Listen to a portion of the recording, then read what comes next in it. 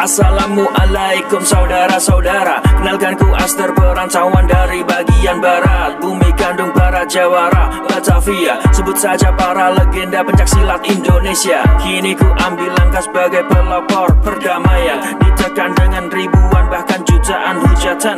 Dibanjiri pertanyaan apa perjuanganku untuk organisasi, dan ingin ku jawab di sini.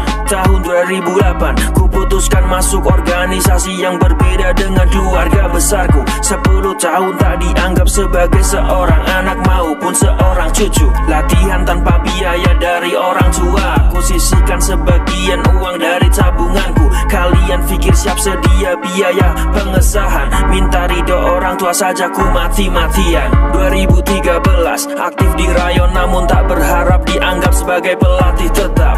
Ku kumpulkan anak-anak kecil untuk regenerasi. Ku bilang pada mereka jangan katakan ku yang bawa kesini untuk bergabung organisasi. Bilang saja ini adalah kemauan kalian sendiri. Kalian mau pamer dan dianggap berjasa, namun ku ikhlas tak peduli.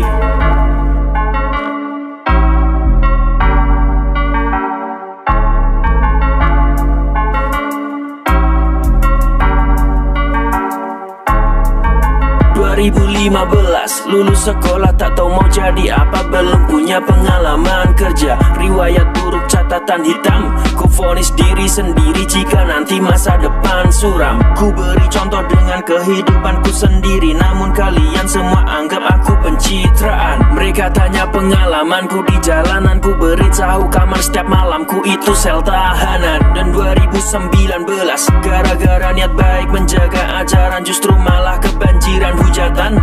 Nyoba upload video di YouTube tembus 1 juta views, dianggap menjual rasa persaudaraan. Kalian semua itu hanya iri karena tak memiliki pencapaian seperti yang aku lakukan. Namun ku terus berkarya, terus bersiar ketika kalian hanya bisa menulis di kolom komentar. Terus berkomentar hingga kalian sadar karirku menjulang tinggi, kalian masih berada di dasar. Begitu dasar hingga terkubur kelakuan kalian sendiri yang selalu membuat onar.